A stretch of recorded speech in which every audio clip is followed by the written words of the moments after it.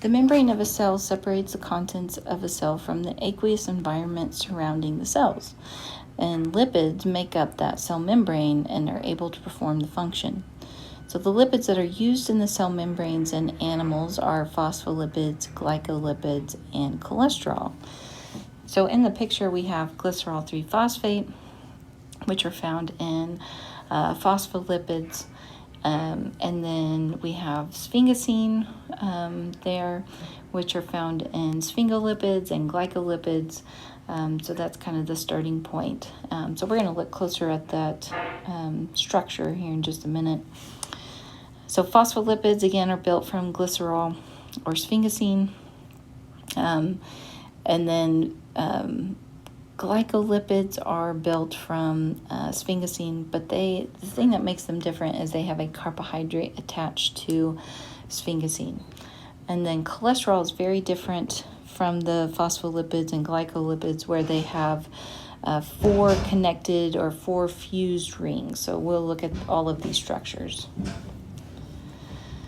So first up, let's look at phospholipids. They're similar to soap in that they have a polar and a nonpolar end, but phospholipids have 2 tails where soap only had 1 tail. Glycerophospholipid has 3 ester bonds to glycerol, and 2 are from fatty acids, and the other is with phosphate. So that one's actually a phosphoester bond, the one with phosphate. And then glycerophospholipids are emulsifying agents, which basically means that they're able to form that micelle like we saw in soap. So it surrounds, these glycerophospholipids will surround a nonpolar liquid and kind of, get them in that middle part of the micelle. And then the polar ends of the micelle are able to interact with water. So it holds that nonpolar liquid in suspension in water. Okay, then here's the structure of a phospholipid. So here is glycerol right here. Okay, and then we have a ester bond here to a fatty acid, another ester bond to a fatty acid.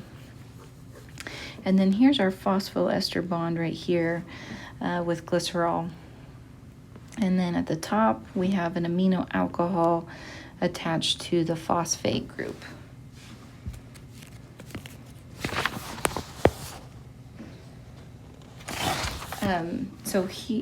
Just to show you, we talked about how they have a polar and a nonpolar.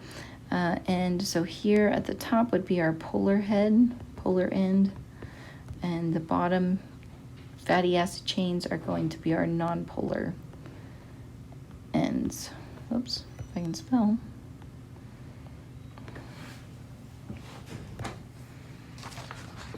Okay, so there are 3 possibilities for amino alcohols that are attached to glycerophospholipids. We have a choline. Okay, so here's choline. I think I'm going to switch over here and draw this for you. So choline, we have the OH, which is actually where it attaches to phosphate, and then we have, that was way too far. And the CH2, and then we have basically an ammonium ion, because we've got 3 CH3s attached to this nitrogen. So remember, if you have 4 groups attached to nitrogen, then it's going to make it an ammonium ion. If I only have 3 groups attached to nitrogen, then it's not the ion. So that's choline. And then we have serine, which is one that we memorized, one of our amino acids that we memorized. So they have it kind of drawn sideways, but if I draw it, the same way we were drawing it with the amino acids, we have the amine group, then we have the alpha carbon and the carbonyl group here, and then on the alpha carbon we have CH2OH. Okay, so it's exactly the same serine that we memorized for our amino acids. And then hold on, I can't say it and write it, ethanolamine.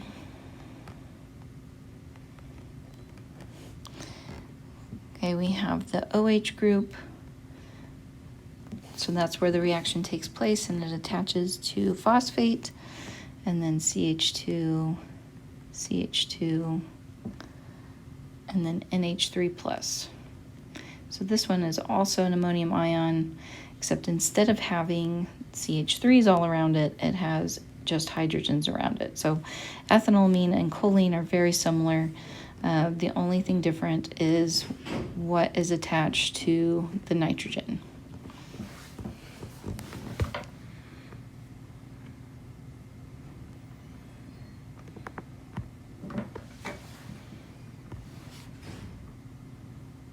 Oh, okay.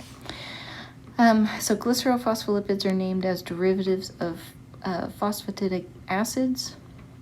So lipids that have a phosphate ester to a choline are called phosphatidylcholine or lectins.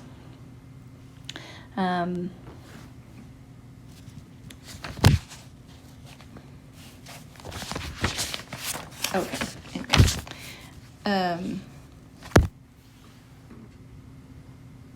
So here is the choline amino alcohol. We have the phosphate, here's glycerol, and the fatty acids. So I'm not going to actually ask you to name any phospholipids.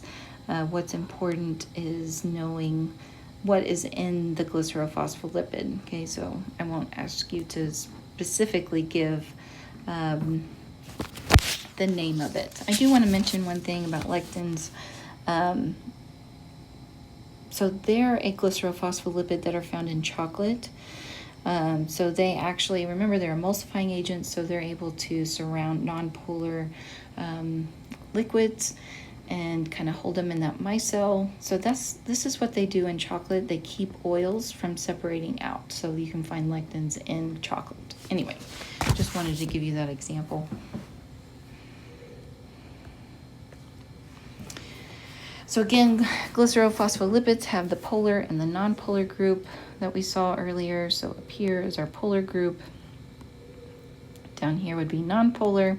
So we've got two fatty acid chains for our hydrophobic tails, and then that polar head at the top.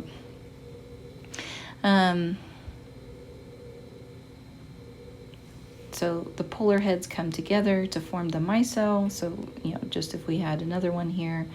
So the polar heads come together, the nonpolar chains come together, and they can make that micelle. Anyway, just to give you a visual on how they are able to hold those nonpolar liquids inside.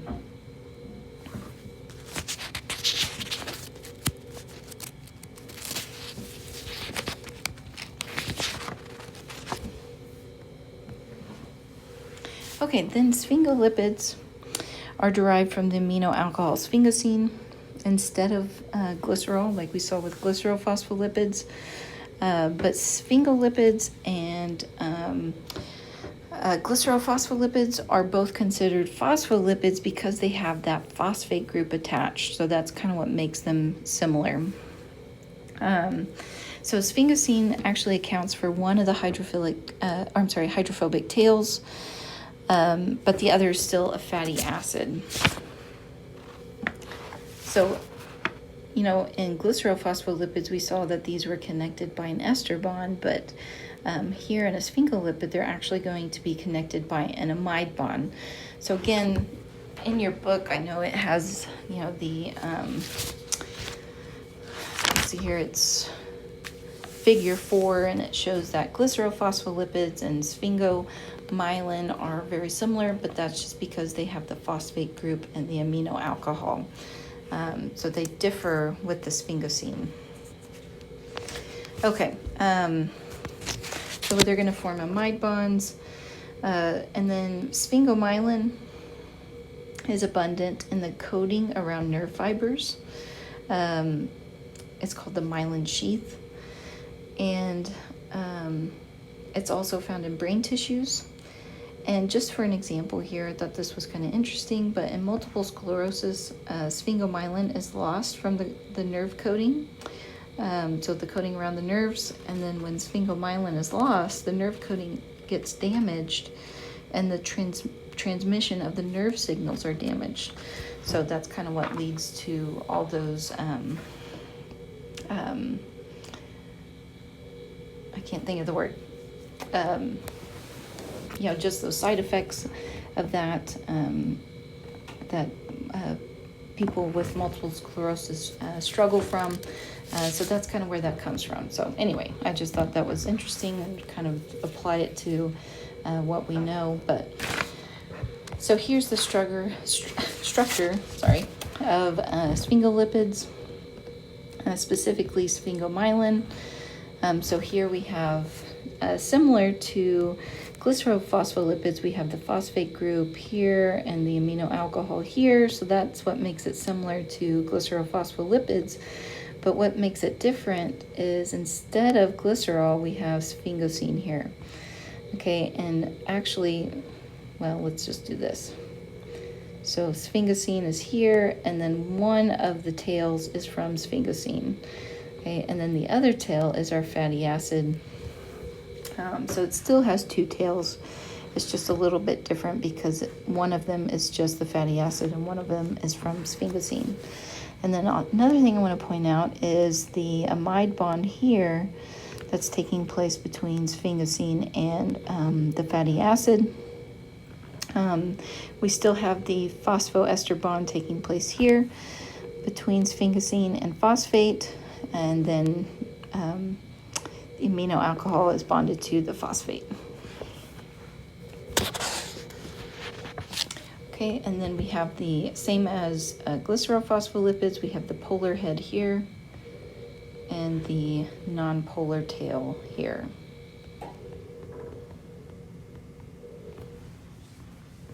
That looks like a V.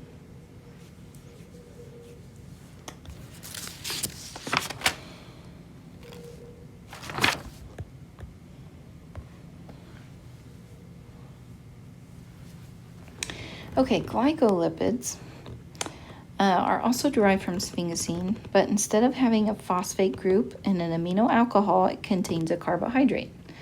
So it's in the sphingolipid group because it has sphingosine, but that's it. It does not have the polar, phosphate and amino alcohol attached to it like sphingolipids do, or sphingomyelin specifically.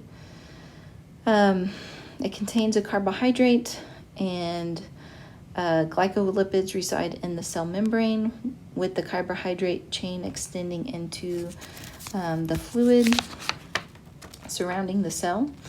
This way they're able to interact with chemical messengers in other cells, pathogens, and drugs.